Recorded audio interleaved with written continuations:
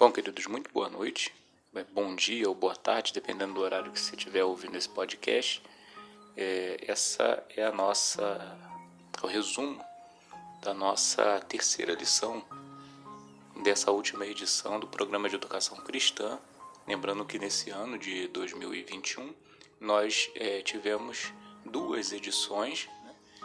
E estamos agora encaminhando aí para quase a metade da terceira e última edição. Estamos falando do Evangelho de Cristo, né? A mensagem de amor divino, do amor divino para a alma do ser humano. E o objetivo nessas 7 lições é nós apresentarmos o Evangelho que Jesus trouxe, a mensagem que Jesus trouxe, simples e clara como ela é. A igreja virou uma instituição, isso é tema de próximas lições, então eu não vou explicar aqui, mas com a institucionalização da igreja, o evangelho que era compartilhado pelo corpo de Cristo passou a ser um outro evangelho. E aí a importância de a gente fazer uma exposição do evangelho puro e simples, como Jesus apresentou, como Jesus trouxe, vivenciou e manifestou, para que nós possamos fazer uma reflexão e distinguir esse outro evangelho com o qual nós acostumamos, distingui-lo do evangelho verdadeiro de Jesus. Tá? Então a gente tem falado aí já 2 lições. Tá? Então ser redimido ou reconciliado é estar dentro de alguma igreja institucional, legalizada, validada. Nascer de novo é só para aqueles que passaram pelas águas do batismo e receberam o batismo com o Espírito Santo, e tendo como evidência o falar em línguas. Isso é o que o outro evangelho apresenta, mas a gente viu nas 2 lições anteriores que a verdade não é essa. Tá? A verdade é aquela passada nessas 2 lições. Quem não assistiu essas 2 lições, vai lá no podcast, aqui no canal ou no grupo, e assiste lá que a gente está explicando com calma. E assim como a redenção e a reconciliação, né, e o novo nascimento sofreram essas adaptações para que a igreja passasse a ser o que ela foi, também o assunto dessa nossa terceira lição passou a ser, deixou de ser algo natural, um fenômeno natural que acontece na vida do ser humano, pela reconciliação com Deus e o novo nascimento, para ser um ritual que também valida ou confirma ou valida aquela pessoa como uma pessoa que está mesmo vivendo uma vida com Deus. Né? A gente está falando da Santa Ceia, né? Que é o ritual que passou a valer mais e ser mais considerado no meio cristão como comunhão da fé. Estar em comunhão na fé é estar participando da ceia. Mas a gente vai ver na lição de hoje que não é bem assim. A gente vai entender o que é a comunhão da fé e a gente vai entender o que o partir do pão dentro dessa comunhão da fé significa, e não tem muito o que a ver com o que a gente passou a vivenciar ritualisticamente dentro da igreja como a Santa Ceia. Bom, queridos, a primeira coisa que a gente precisa entender é que comunhão é a realização de algo em comum, né? Comunhão é estar em sintonia de sentimentos, no modo de pensar, no modo de agir, no modo de sentir. É uma identificação. Quando a redenção alcança o ser humano, a obra de redenção alcança o ser humano e o ser humano é reconciliado com Deus e ele nasce de novo, ele passa a andar em comunhão com Deus no Espírito e ao mesmo tempo ele passa a desfrutar desta comunhão ou compartilhar dessa comunhão com os seres humanos que também estão dentro desse processo.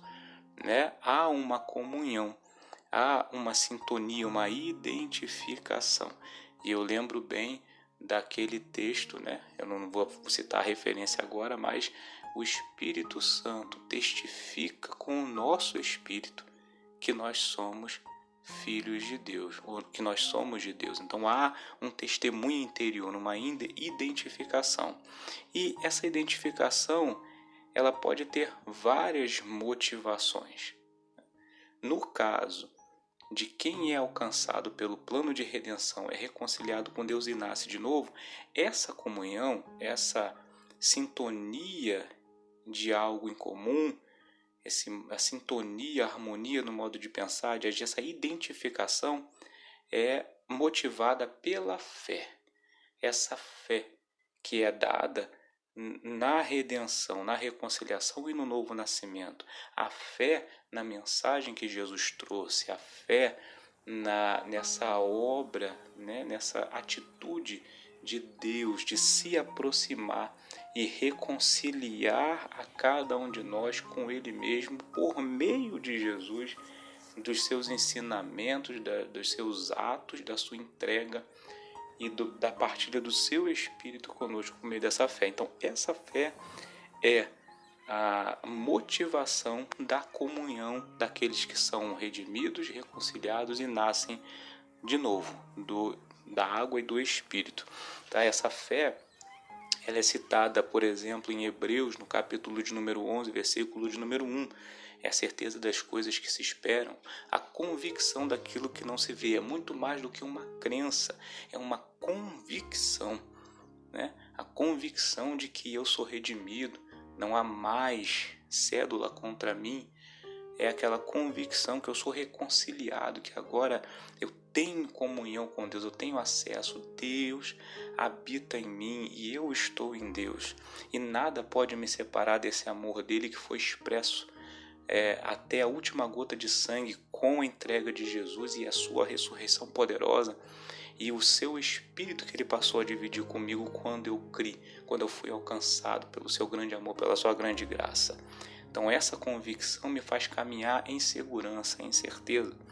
E aí Tiago, no capítulo 2, versículo 26, ele também fala dessa fé, né? Essa fé que é posta à prova no dia a dia, essa fé que é usada pelo próprio Deus através da operação do seu Espírito para que eu possa ser firme, né? E depois de passar por determinadas dificuldades ou provações, eu possa ser trabalhado dentro do propósito de Deus para aquilo que Ele me chamou, para aquilo que Ele me designou.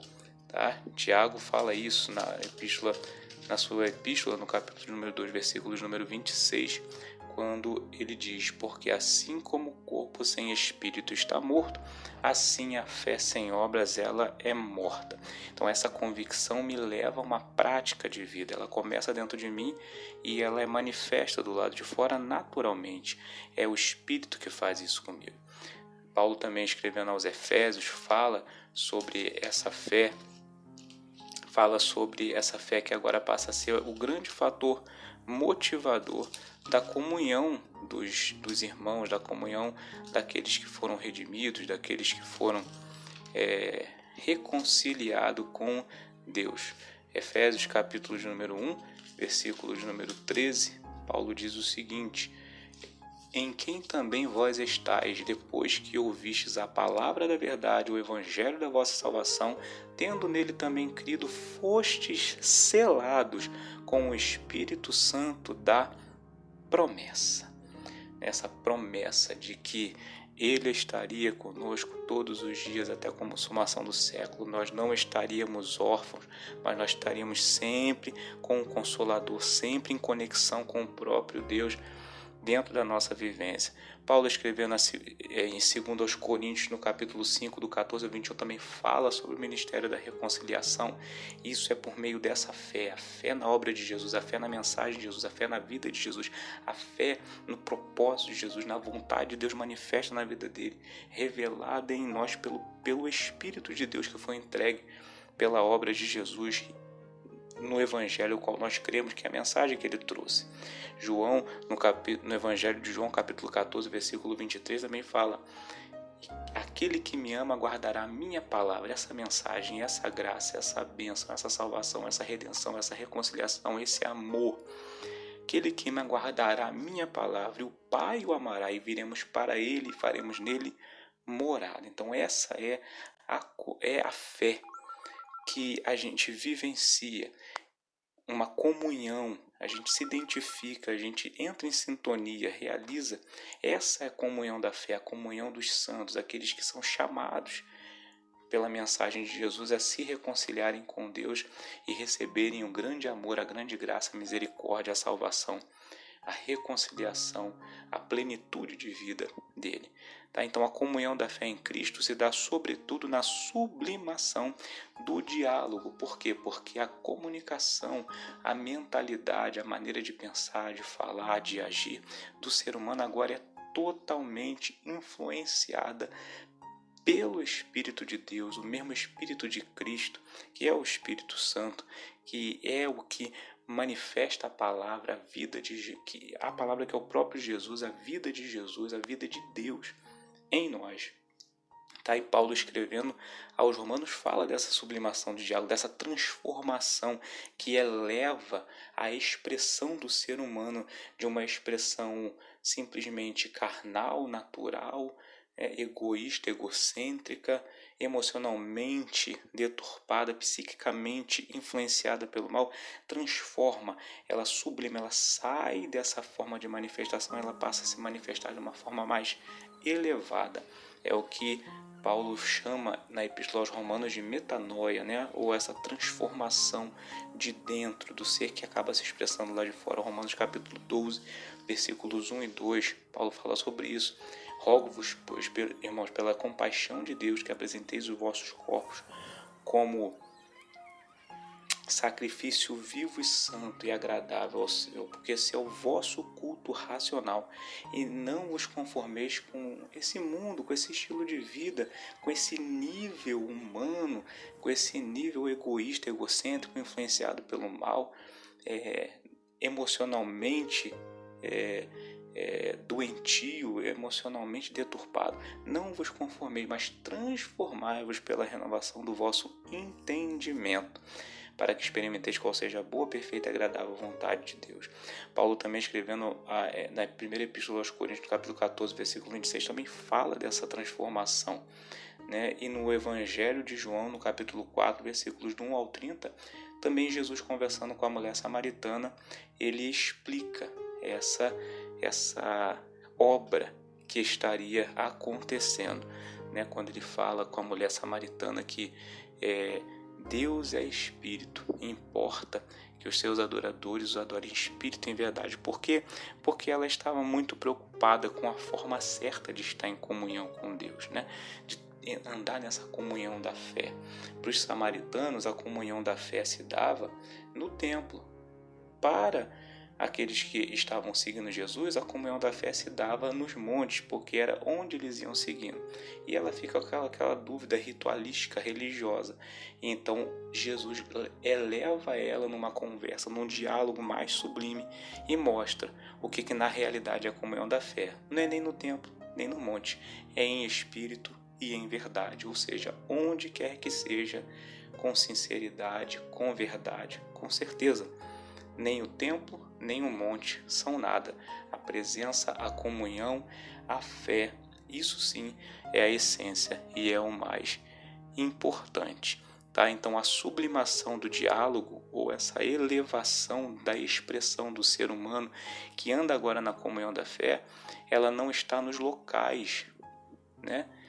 Não está nos locais, nas denominações, nas bandeiras, né, nas instituições, não está nas religiões, ela é mais abrangente, ela não é litúrgica, mas ela é diária, ela não tem uma programação, mas ela é espontânea. E a gente fez questão aqui de relatar que essa passou a ser a comunhão da fé daqueles que eram alcançados pela obra de Jesus Cristo, pela mensagem do Evangelho, pelo amor de Deus, pela graça de Deus manifesta em Jesus e compartilhada no poder do Espírito. Onde estivessem, eles estariam em comunhão. Mas acabou que essa comunhão simples da fé, essa comunhão abrangente, não litúrgica, não programada, não ritualística, não religiosa, ela acabou virando ritualística, programada, denominacional, religiosa, formalista, institucional no cristianismo depois do segundo século. E a gente percebe isso pela forma em que essa comunhão ela passou a se dar.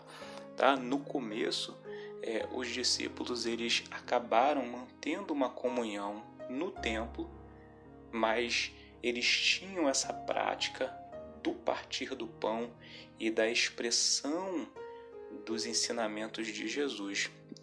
E enquanto isso não transparecia para os sacerdotes, para os que tomavam conta do templo, para os religiosos, eles conseguiam se reunir unanimemente no templo como local de ponto de encontro, até que chegou um momento em que eles começaram a serem perseguidos e essa comunhão da fé que se dava unanimemente no templo passou a ser feita em casa com a expressão do partir do pão. Assim que Jesus vem trazendo os ensinamentos, vem trazendo esclarecimento acerca da vontade de Deus, do reino de Deus, da graça, do amor, da redenção, da salvação, da expressão do seu corpo, o mistério que estava escondido de Deus e que agora vai ser manifesto naqueles que seguem a Jesus, ele começa a alcançar multidões. E mesmo depois de Jesus morrer, ressuscitar e ascender aos céus, Jesus deixa alguns discípulos, e esses discípulos, depois da promessa do Espírito Santo, do derramamento de Atos 2, esses discípulos começam a aumentar em quantidade e eles então começam a se reunir unanimemente no templo. Atos dos Apóstolos, capítulo número 2, versículo número 46, na primeira parte expressa isso. Tá? Enquanto os sacerdotes, os religiosos, os fariseus, os saduceus, os herodianos, né, eles não percebiam que aquela grande reunião unânime no templo era uma reunião de cristãos, de seguidores de Jesus. Eles não se incomodavam, mas como aquilo foi ganhando grande proporção e a expressão daquilo foi ganhando volume, então isso trouxe aquela perseguição, e essa perseguição fez com que os cristãos deixassem de se reunir no templo e passassem a cultivar o partir do pão em casa, comendo com alegria e singeleza. Tá? É a continuação do versículo 46 de Atos 2. E partindo o pão em casa, comiam juntos com alegria e singeleza de coração. Então, enquanto não era percebida a realidade por trás daquela reunião unânime no templo, estava tudo tranquilo, mas quando começou-se a perceber a distinção, aí começou então a perseguição e a grande evasão dos judeus ali convertidos, e os convertidos em geral saindo de Jerusalém, da Judéia e de Samaria e partindo até os confins da terra, a grande perseguição. E aí, esses momentos de comunhão da fé, eles deixaram de ser num lugar, né? Saiu do templo. Não é possível expressar essa comunhão da fé, reter essa comunhão da fé no templo. Por isso que teve de sair do templo. Quando os judeus perceberam que comunhão de fé era aquela, essa comunhão teve que sair, o partir do pão teve que sair do templo. E havia um grande costume nessa época, que era o banquete da graça, né? Ou a festa da graça, a festa do amor, a festa ágape, essa é a expressão, tá? A festa ágape. Essa festa ágape, essa festa do amor incondicional, da graça, o banquete da graça, era um hábito entre os cristãos, aqueles que seguiam o Evangelho de Jesus e comungavam dessa fé no Evangelho, como Jesus anunciou e como os primeiros discípulos anunciaram. Então, todas as vezes que os cristãos se encontravam, se reuniam para partilhar alguma coisa ou ter um momento de de partilha de fé, expressar a sua gratidão, o quanto Deus estava fazendo na vida deles através da fé e pela operação do Espírito, às vezes partilhar alguma experiência, cantarem juntos. Eles se reuniam e faziam um grande banquete, como era de costume. E no meio desse banquete, com muita alimentação, onde eles compartilhavam, do mesmo jeito que o alimento alimentava o corpo, aquele momento de comunhão alimentava a alma e o espírito deles era edificado porque era um momento ágape, um momento onde o Espírito elevava aquela comunhão, aquele diálogo, aquela conversa, aquele encontro deles para um outro nível mais elevado, como Paulo fala, né? Quer comais, quer bebais, quer façais qualquer coisa, façais tudo para a glória de Deus, ou seja, nesse nível onde a bondade de Deus ela é expressa de forma grandiosa, a atmosfera fica uma atmosfera de graça, de leveza, de bem-estar, de felicidade, de alegria, de renovação de ânimo. Então esse momento era um momento que eles também se alimentavam, e no meio daquele alimento eles pegavam pão e eles pegavam o cálice de vinho, e eles lembravam da ceia que Jesus fez, mudando a instituição da Páscoa para a aliança da fé, no corpo e no sangue de Jesus. Então, quando eles comiam o pão, eles lembravam do que Jesus disse. Quando eles bebiam o cálice, não de suco de uva, mas de vinho, eles lembravam do sangue de Jesus derramado e aquela vida que foi dada, a vida de Jesus que foi dada para que eles pudessem viver. Então, essa festa ágape era o que era cultivado nos momentos de encontro, tanto quando era em grande quantidade de pessoas, quando era com uma pequena quantidade de pessoas. Quando o grupinho ia para uma casa de um, ou quando o grupinho se encontrava num lugar, no outro, sempre eles tinham esse momento da festa ágape, ou do banquete da graça, o que já não era mais possível fazer no templo. Agora era feito de casa em casa, no momento em que eles se encontravam. E esse era o sentido do partir do pão, expressar essa comunhão de fé, expressar essa graça, né? No Evangelho de Mateus, capítulo de número 26, versículos do 17 ao 30, no Evangelho de Marcos, capítulo de número 14, versículo 12 até o versículo 26, no Evangelho de Lucas, capítulo 22, versículos 7 até o 20, existe a expressão desse momento de comunhão que também é falado por Paulo em 1 Coríntios capítulo 11, versículos 23 ao 29. Então, olha, no Evangelho de Mateus, no capítulo 26, do 17 ao 30, a gente vê Jesus substituindo a ritualística, o ritual da Páscoa e todo o seu significado pela festa ágape, né? Por esse momento de comunhão da fé, tendo como centro a nova aliança no sangue, o amor, a graça, a misericórdia, essa vida com Deus, essa comunhão, essa intimidade, essa misericórdia, sabe? Essa certeza, a redenção, o novo nascimento, essa comunhão de fé, essa novidade de vida. Olha só o que o texto diz. Vou pegar só das partes mais onde Jesus fala. E ele disse, em verdade, versículo de número 24. Em verdade, o Filho do Homem vai, como acerca dele está escrito. Mas ai daquele por meio de quem o Filho do Homem é traído. Bom seria se esse homem não houvera nascido.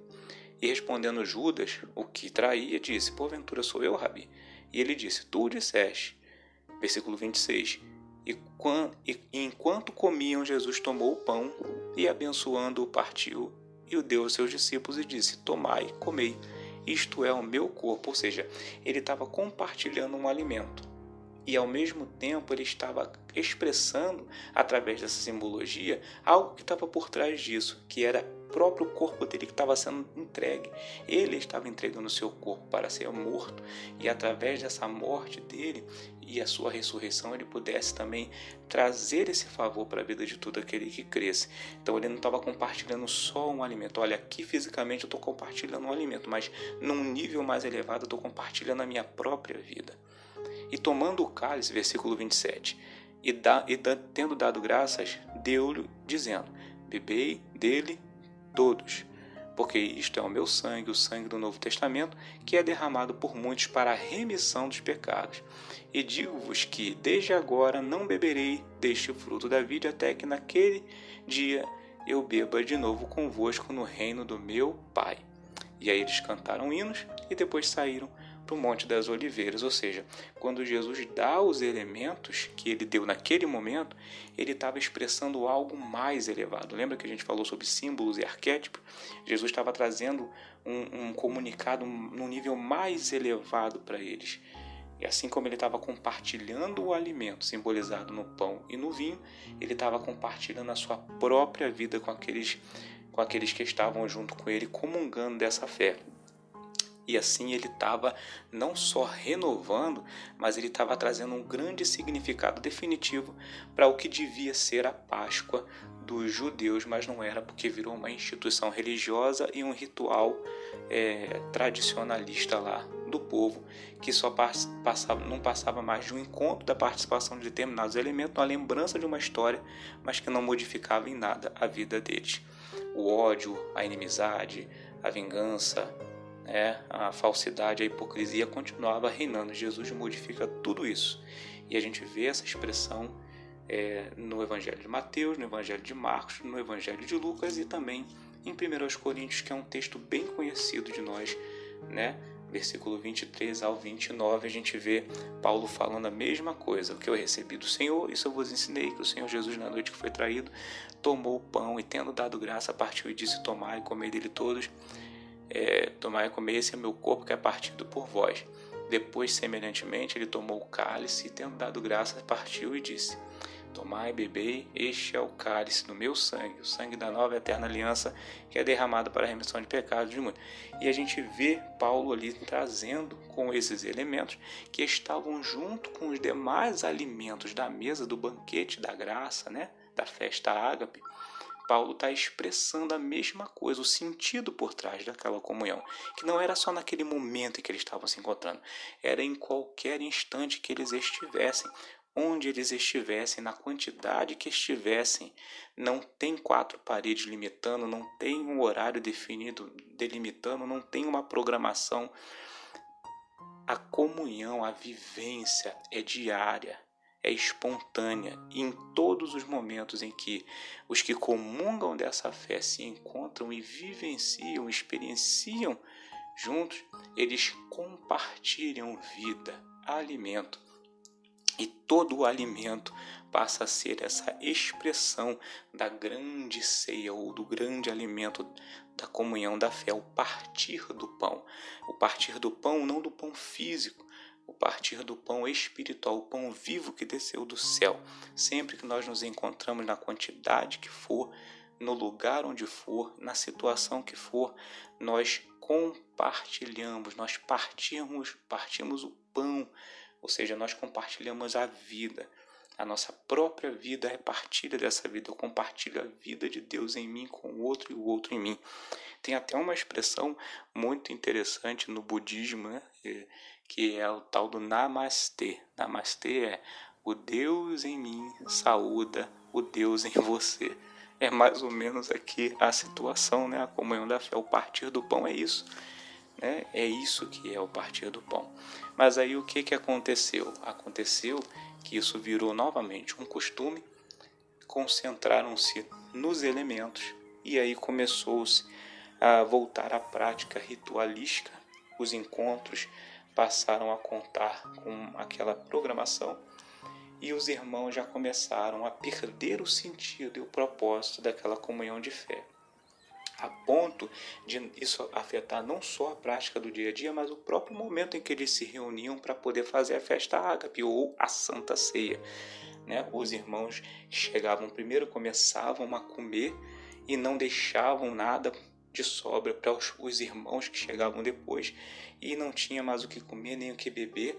Eles se embebedavam com o vinho e acabavam tendo contenda. Por isso que Paulo, escrevendo aos Efésios, ele fala sobre isso, ele fala: não vos embriagueis com vinho. Efésios capítulo número 5, versículo 1 em diante, ele fala: não vos embriagueis com o vinho em que há contenda, mas enchei-vos do Espírito Santo.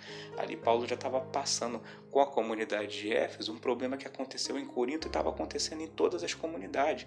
Por quê? Porque aquela comunhão espontânea, né, não presa a local, nem a programação, nem a momento, nem a ritual, ela estava começando a virar novamente uma prática ritualística, um hábito, e as pessoas estavam perdendo o sentido da coisa. E Paulo estava então dando orientações. Quando chega o século II para frente, do ano 300 para cá, Constantino toma conhecimento daqueles cristãos e de como eles conviviam, e então, por uma experiência particular que os irmãos já sabem, conhecem, ele então passa a ter uma afinidade com esses irmãos, com essa comunhão da fé. E ele não só se diz convertido a essa comunhão da fé, mas ele leva essa comunhão da fé para dentro do Império Romano e, junto com outros aliados, ele institui essa comunhão da fé como uma religião, a nova religião do Império, o cristianismo. E agora todo mundo passaria a ser cristão. E então o partir do pão, que tinha sido expulso do templo, foi novamente introduzido no templo com o cristianismo romano, que depois acabou virando o catolicismo romano, a Igreja Católica Apostólica Romana.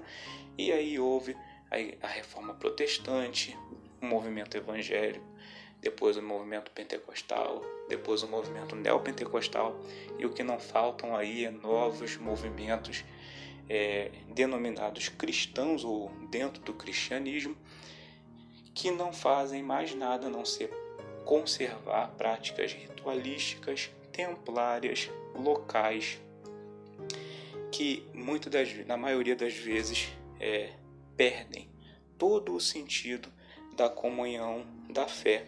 E a gente tem esse retorno, não só do partir do pão para dentro do templo, da denominação, da corrente teológica, mas também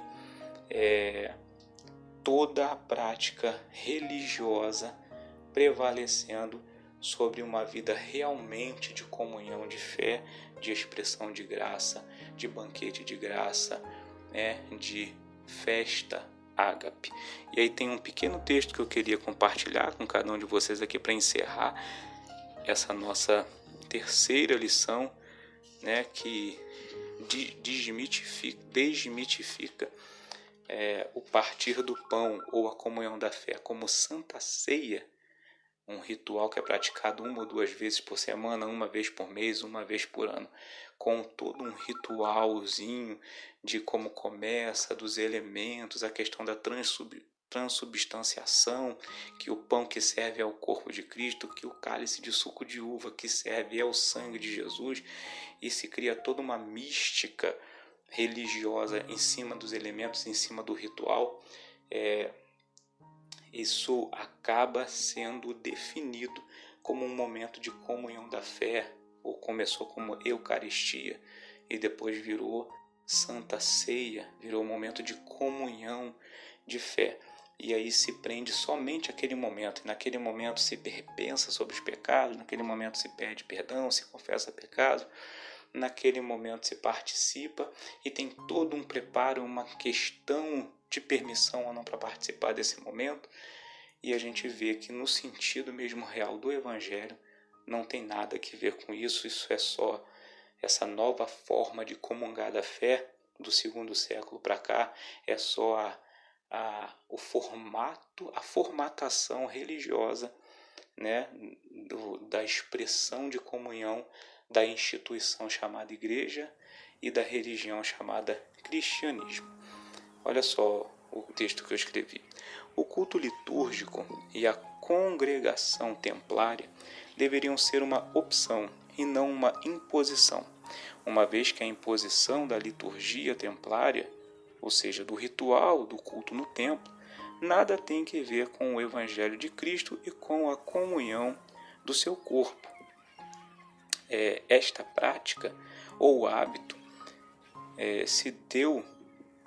foi, na realidade, interrompida com a perseguição de Atos 4 e retomada com a fundação do cristianismo por Constantino depois do século II. Isso somente atrapalhou o Evangelho e a vivência plena do Evangelho pelos cristãos. A fé foi posta novamente nos dogmas e não apenas no Evangelho. A hipocrisia religiosa se instalou novamente e o culto ao templo e aos dogmas se instalaram outra vez. Então, resumindo aqui essa terceira lição, a gente vê que, de acordo com o Evangelho de Cristo, a comunhão da fé, ela é diária, ela é espontânea e ela se dá sempre que há um encontro de pessoas que estão na mesma fé, em comunhão nessa fé, na reconciliação, na redenção, no novo nascimento, numa novidade de vida, numa expressão de ser mais elevado. Onde quer que esteja, 2 ou 3 pessoas, nesse nível, nessa identificação, ali o Senhor Jesus está no meio delas, pela fé, na comunhão, sendo o corpo, pela operação do Espírito. Tá? E o partir do pão é a partilha de vida que há nesse corpo, que se encontra em 2, 3, 4, 10, 20 pessoas, seja lá onde for, em que momento for, de que forma for. Isso é a verdadeira comunhão da fé. Esse é o verdadeiro partir do pão. Qualquer outra coisa além disso foi criado pelo ser humano na institucionalização da igreja, tá? E na criação da religião cristianismo. Nós possamos refletir nisso e desfrutar da comunhão da fé e nos desapegarmos cada vez mais dessa necessidade do ritual, dessa necessidade do local, nessa necessidade da liturgia, nessa necessidade e numa interpretação equivocada dos elementos e da participação. Tá? Não é. De acordo com o Evangelho, a gente tem comunhão de fé, não é quando a gente come um pão e bebe um cálice de suco de uva. Não é no momento que a gente se encontra no local. A nossa comunhão é diária, ela é espontânea e ela se dá na nossa prática de vida, na troca de vida, na experiência, no relacionamento da comunhão de fé. A todo instante nós estamos comendo do corpo e bebendo do cálice do Senhor, ou seja, compartilhando a vida dele nas conversas, nos diálogos, na forma como a gente se trata, em tudo que a gente compartilha um com o outro, ok? Deus abençoe e a gente fica aguardando aí para a próxima lição, no nome de Jesus.